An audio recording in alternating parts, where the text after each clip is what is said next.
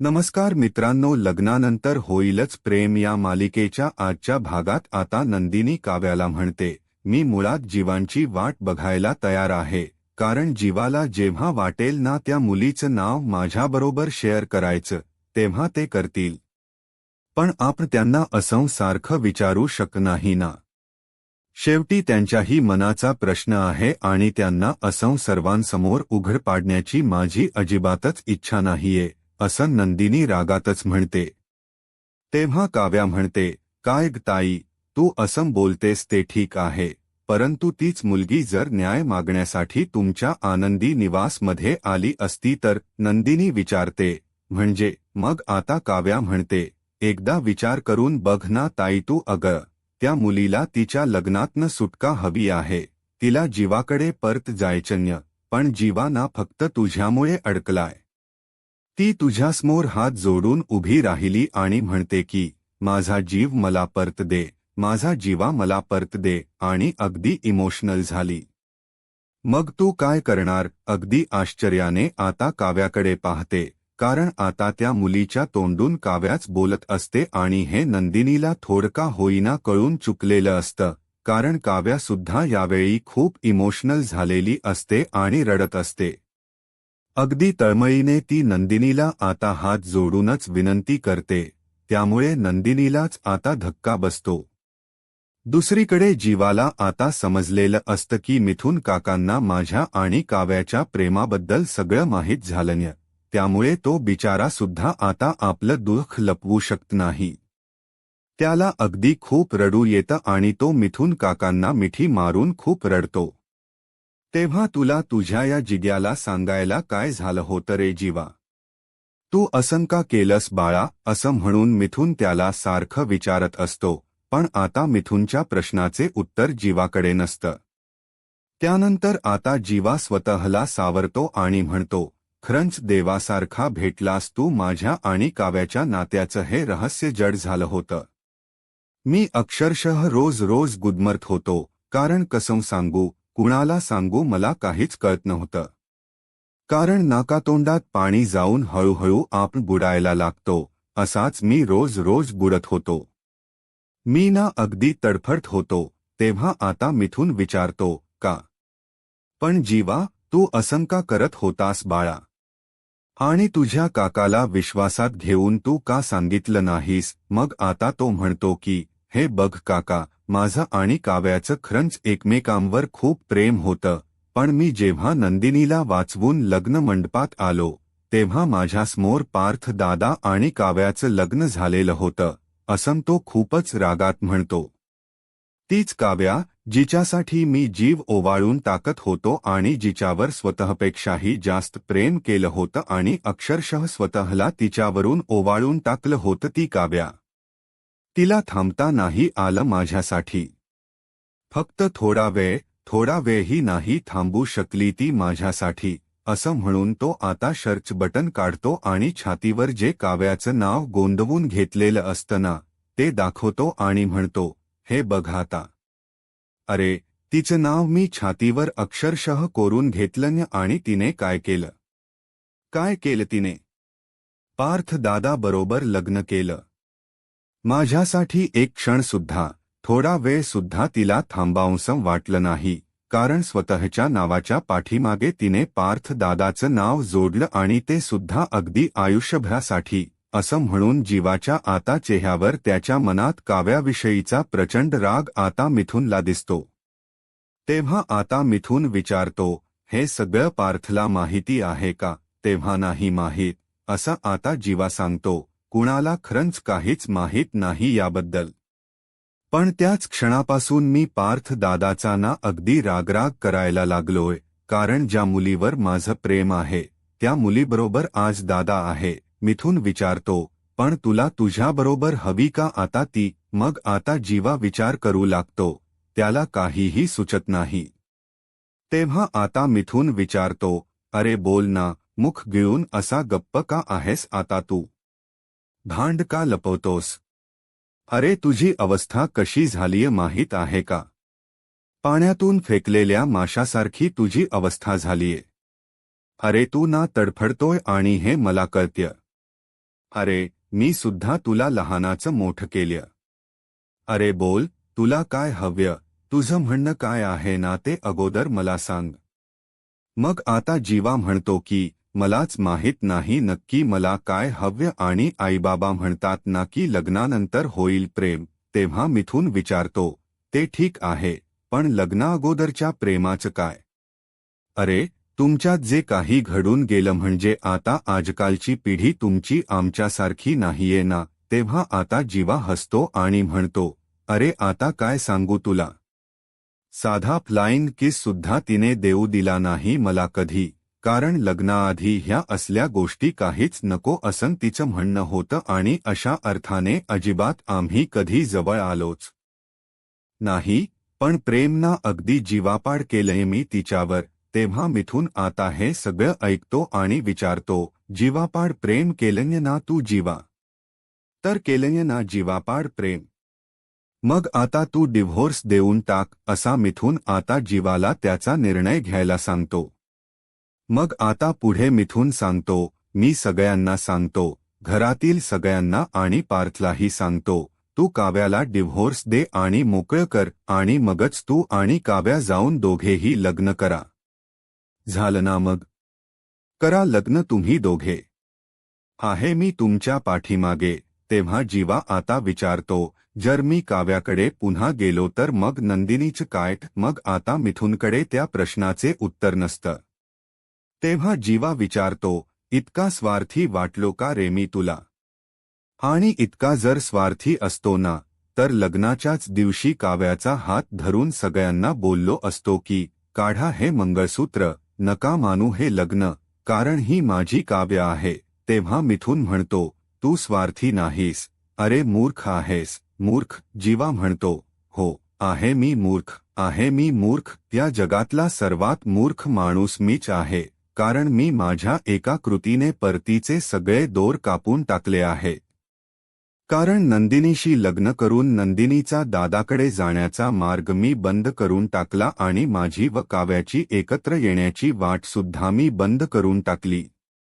मी आहे ना मूर्ख काका, आहे मी मूर्ख. आणि आता फक्त रोज रोज आपला असा मनात कुडत राहतो, जळत राहतो आणि मीच लावलेल्या आगीमध्ये. आणि आत्ता जरी मी डिव्होर्स घेतला ना, तरीही मी काव्यावर आधीसारखं प्रेम करू शकेन की नाही हे मात्र मला माहीत नाही, कारण मी पाहिले पार्थ दादाला आणि नंदिनीला या एका महिन्यात बदलताना. माझं आणि काव्याचं जरी लग्न झालं ना, तरीही आमच्यासाठी तो सोहळा असेल कदाचित हा, पण त्या दोघांसाठी मरणाएवढं दुःख त्यांच्या डोळ्यासमोर असेल, कारण पार्थ दादाने काव्यामध्ये त्याचबरोबर नंदिनीने माझ्यामध्ये स्वतःला इतकं गुंतवलं की आम्ही जरी लग्न केलं ना, तरीही ते दोघे एकमेकांशी नाही लग्न करू शकणार. अरे नंदिनीला अजून तू ओळखत नाहीस मिथुन काका. ती जीव देईल. जीव कोणासाठी? तर माझ्यासाठी, कारण आता इथून पुढे मीच सर्वस्व आहे तिच्यासाठी. ती मला हिरो मानते, हिरो, आणि माझ्यावर प्रचंड विश्वास आहे तिचा. आणि हाच विश्वास, असं म्हणून तो पुढे सांगू लागतो, अख्ख्या जगाने जेव्हा तिच्या पुढे चिखलफेक केली होती ना, तेव्हा मी तिच्यासाठी अगदी ढाल बनवून उभा राहिलो होतो, कारण तिच्यासाठी तेव्हाचा मी हिरो आहे. आणि आता परत तिला जाऊन सांगू का की लग्न मोडूया? म्हणजे पुन्हा एकदा तिचं लग्न सुद्धा मोडेल. आणि काय करणार तर माझ्या भावाच्या बायकोशी काव्याबरोबर जाऊन लग्न करू का मी? आणि हे सगळं केल्यानंतर नंदिनी पार्थ दादासोबत पुन्हा सप्तपदी चालेल का? तुला असं वाटतं का? सांग ना मिथुन काका. आता जीवाने या विचारलेल्या सर्व प्रश्नांची उत्तरंच आता मिथुनकडे नसतात, कारण तोही अगदी गांगरून गेलेला असतो. जीवा हे जे काही बोलतोय ते मनातून बोलतोय की फक्त नंदिनीसाठी बोलतोय हेच त्याला कळत नसतं. त्यानंतर तो आता एकदमच हायपर होतो आणि म्हणतो, हे कधीही संपणार नाहीये आणि हे मला माहीत आहे, त्यामुळे मला ना तुम्ही सगळ्यांनी ना मारून टाका, म्हणजे सगळं काही संपेल हे. तेव्हा मिथून आता रागातच म्हणतो, ए गप्प बस. काही पण काय बोलतोस? अरे तोंडाला येईल ते अजिबात बोलू नकोस. वेडा झालास की काय तू? तुला कळतं का तू नक्की काय बोलतोस? अरे तुझी ही कोणती भाषा मारून टाका म्हणजे. अरे याच्यासाठी लहानाचं मोठं केलं का तुला घरच्यांनी? अरे प्रत्येक गोष्टींना ना उत्तर असतात लक्षात ठेव आणि सगळ्याच दिशांना वाटा सुद्धा असतात. नक्कीच काहीतरी मार्ग निघेल, तू वेडेपणा करू नकोस. तेव्हा आता तो म्हणतो, नाही नाही, काहीच मार्ग निघू शकत नाही, कारण सर्व मार्ग आता बंद झाले आहेत आणि या सगळ्याला ना फक्त आणि फक्त मीच जबाबदार आहे. अरे काका, कारण मीच सगळ्यांबरोबर खोट बोललोय. मी फॅमिलीची सुद्धा वाट लावली आहे आणि फॅमिलीशी खोट सुद्धा बोललोय. त्याचबरोबर पार्थ दादाशी सुद्धा खोट बोललोय आणि नंदिनीशीही ही खोट बोललोय. तिचा विश्वास पूर्णपणे मोडलाय असं सांगून तो स्वतःलाच सगळ्या गोष्टींचा दोष देतो. मग आता पुढे सांगतो की काव्या आत्ता मला जे काही करायला सांगते त्याने आपल्या हाती काहीच लागणार नाही हे कळत नाही का तिला? ती असं का करतीये मलाच कळत नाही. याने ना सगळ्यांना मनस्ताप होईल हे का कळत नाहीये काव्याला. मग आता तो म्हणतो की नंदिनीसाठी ना मी फक्त एकदाच उभा राहिलोय, फक्त एकदा. हा, पण ती माझ्यासाठी ना रोज म्हणजे अगदी रोजच उभी राहते, कारण ती माझी रूम आवरते, मला हवं नको ते खायला आणून देते आणि माझ्यातला जुना जीवा सुद्धा ती जिवंत करते. हे सगळं सोपं आहे. नंदिनीच्या आणि माझ्या जोडीला नाव नाही आणि माझ्या व काव्याच्या जोडीला शेवट नाही. मग आता तो मिथुनचा डायलॉग त्यालाच बोलून दाखवतो. मग आता त्याच डायलॉगमधून तो काव्याला सोडण्याची भाषा करतो आणि तो फक्त माझ्या आयुष्यातील एक सुंदर क्षण होता, तो भूतकाळ होता असं म्हणून तो काव्याला विसरायचं असं मिथुनला सांगतो. तर आता जीवाची ही झालेली मनस्थिती पाहून, जीवाची ही झालेली हालत पाहून मिथुन सुद्धा खूप म्हणजे खूप रडतो. मग आता जीवा विचारतो, काका मला जमेल का हे?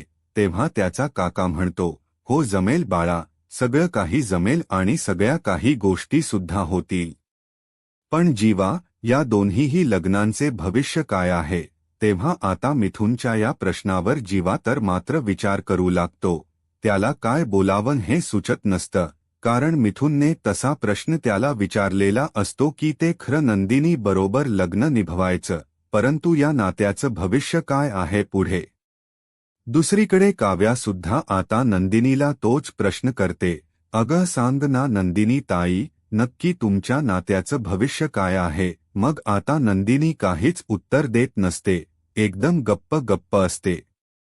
तेव्हा आता काव्या म्हणते, हे बघ नंदिनी ताई, जीवा ज्याप्रमाणे तुझ्याशी वागतात त्यावरनं हे स्पष्टपणे दिसतं की ते त्या मुलीला अजूनही विसरलेले नाहीयेत.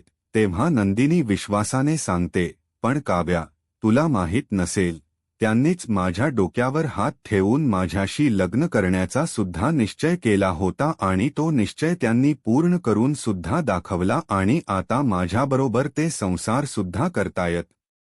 माहीत आहे आमच्या दोघांमध्ये नवरा बायकोचं नातं नाहीये, पण लग्नानंतर होईलच की प्रेम. तेव्हा काव्या आता म्हणते, भावनेच्या भरात घेतलेला प्रत्येक निर्णय योग्य असतो असं नाहीये ताई.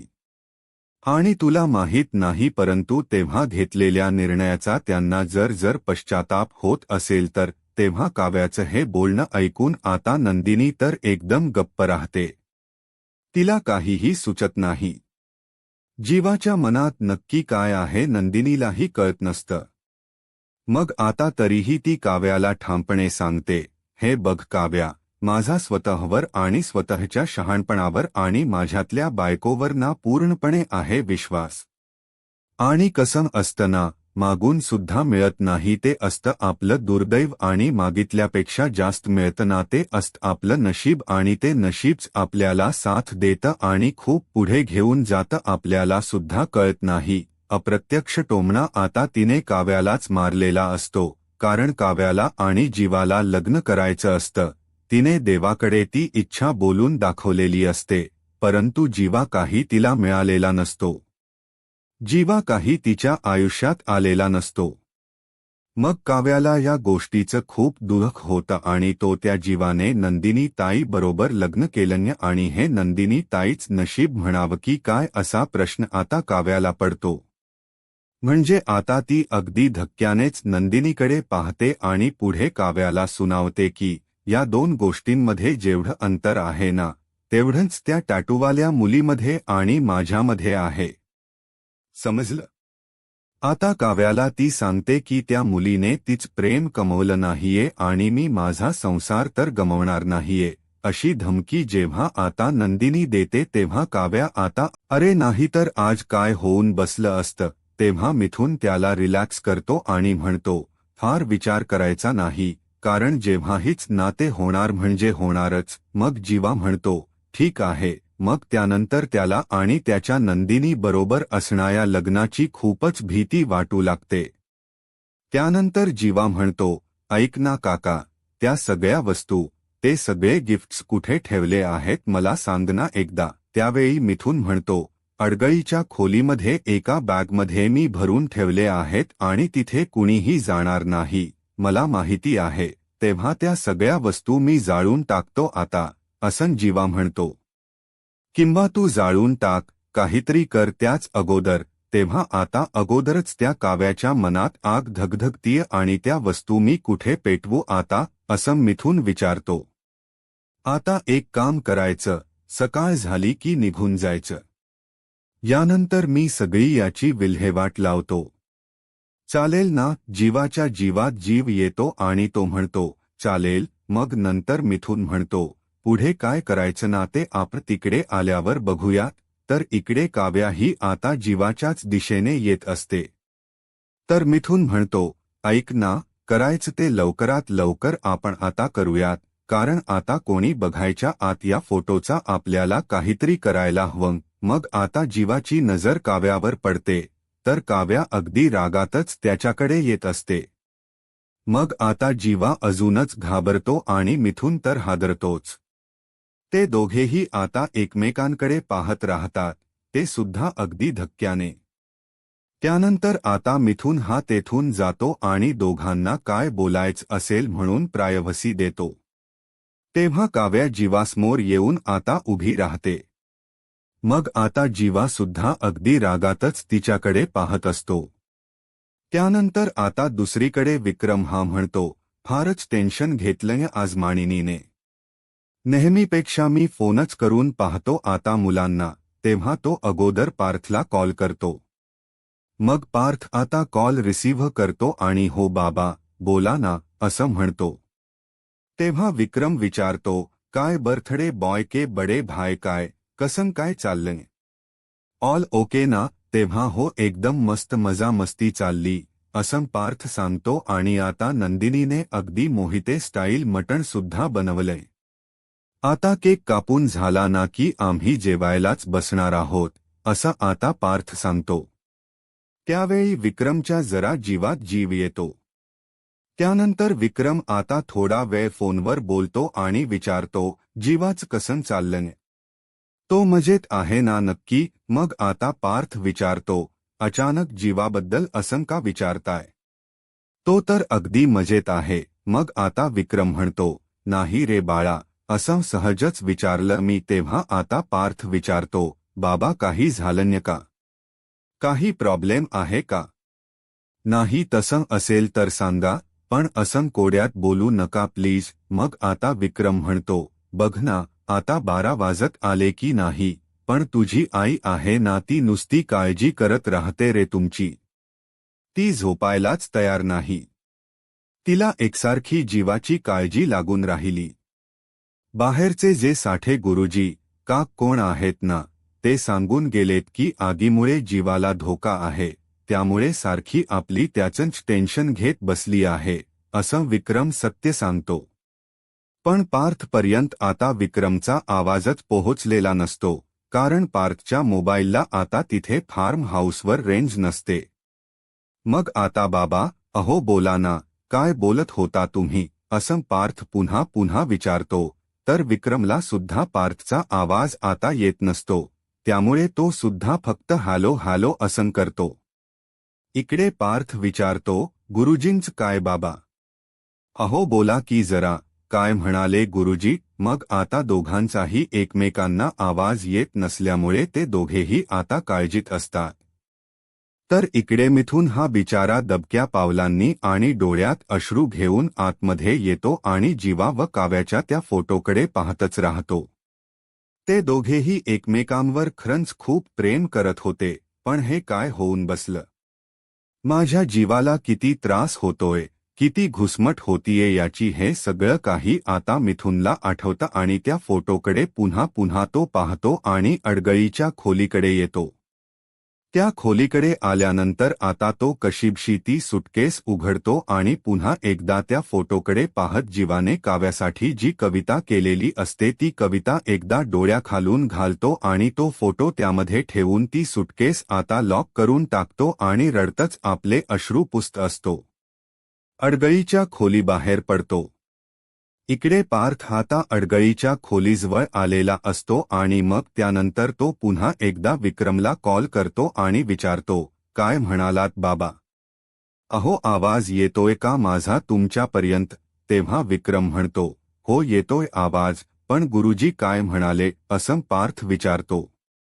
आता विक्रम सांगणार असतो, पण म्हणतो, नको, काही नाही रे म्हणाले, जाऊ देत तिकडे. नको तू काळजी करूस. अरे, उगीच आपण नको त्या विषयावर कशाला बोलत बसायचं? मी काय म्हणतोय, तुम्ही सगळे मजेत आहात ना आणि जीवा सुद्धा मजेत आहे ना? तेव्हा पार्थ सांगतो, हो, मस्त हसून खेळून आहे जीवा. तुम्ही त्याची काळजी करू नका, असं आता सांगून तो पुन्हा पुन्हा विचारतो, बाबा, नक्की तुम्हाला काही महत्त्वाचं सांगायचं नाहीये ना किंवा बोलायचं नाहीये ना माझ्याबरोबर? तेव्हा पार्थ म्हणतो, नाही रे बाबा काही नाही. तुम्ही ना फक्त मस्त एन्जॉय करा तिकडे. ओके, बस काही नाही बाकी. तेव्हा पार्थ म्हणतो, ठीक आहे, बाय, असं म्हणून तो आता फोन ठेवतो. तर आता पार्थ तेथून निघालेलाच असतो फोन ठेवून, परंतु त्याच्या नजरेला ती आता सुटकेस पडते आणि तो त्या सुटकेसकडे सारखा सारखा पाहतच राहतो. तर दुसरीकडे काव्याने आता हेकाच धरलेला असतो आणि ती जीवाला विचारते, 5 मिनिट राहिली आहेत सत्य उघडकीस करायला. सांग कसं करायचं आता सत्य उघडकीस? तेव्हा जीवा विचारतो, नक्की काय करायचं? तेव्हा काव्या म्हणते, काय करायचं म्हणजे? अरे तू सांगणार होतास ना सगळ्यांना आपल्या दोघांच्या प्रेमाबद्दल. आता तू सांगणार आहेस की मी सांगू? मग जीवा आता तिला ओरडतो आणि म्हणतो, कोणी काहीही सांगणार नाही हे लक्षात ठेव. हे बघ, मी तुला अगोदरच सांगतोय, हे असं आदळापट करून काही होणार नाहीये. अगं, मला कळतच नाही काव्या हे का करतीयस तू? मग काव्या धक्क्याने जीवाकडे पाहते की, अरे तुला कळत नाही का आपल्या दोघांच एकमेकांवर प्रेम आहे. मी नाही पार्थ बरोबर संसार करू शकत. मला नाही राहायचं पार्थ बरोबर. मला लग्न फक्त आणि फक्त तुझ्याबरोबर करायचं. तेव्हा जीवा आता समजावतो, तू जे करायला जाणार आहेस ना किंवा जाती आहेस ना, त्याने फक्त आणि फक्त आपल्याला त्रास होणार आहे, आपल्याला मनस्ताप होणार आहे. याने एकही गोष्ट साध्य होणार नाहीये आणि फक्त घरातल्यांची आपली सुद्धा चिडचिड होणार आहे. बाकी काही म्हणजे काहीच होणार नाही. अगं, सगळं काही कोसळून जाईल. तुला कळतं की नाही? तू ऐक माझं, असं प्रेमानेच तो तिला समजावू लागतो. मग त्यानंतर स्पष्टपणे तो काही गोष्टी क्लिअर करतो आणि पूर्वीसारखं आपल्यामध्ये आता इथून पुढे तर काहीच होऊ शकत नाही असंही म्हणतो. तरीही काव्या हट्टीवादीपणा आता करत असते. तर आता मित्रांनो, पुढील भागामध्ये काव्या जीवाला पुन्हा म्हणते, आपण सगळ्यांना सांगून टाकूयात आपल्या प्रेमाबद्दल. तेव्हा जीवा स्पष्टपणे आता क्लिअर करतो, नंदिनीचा प्रेमावरचा, माझ्यावरचा, आमच्या लग्नावरचा सुद्धा विश्वास उडून जाईल अशी कोणतीही गोष्ट मी करणार नाहीये, असं म्हणून तो आतमध्ये चाललेला असतो. तेव्हा काव्या त्याचा हात पकडते आणि विचारते, काय रे, सगळं लपवशील, पण हा टॅटू तू कसा लपवणार? मग आता तो म्हणतो, यापुढे लपवायची काही गरजच लागणार नाही. असं म्हणून ते आता एक जळकं लाकूड असताना ते हातात घेतो, आपलं शर्ट काढतो आणि लगेचच तो टॅटू आता त्या विस्तवाने तो जाळून टाकतो. मग नंदिनी धावत असते तेथे आणि जीवा असं मोठ्याने ओरडते.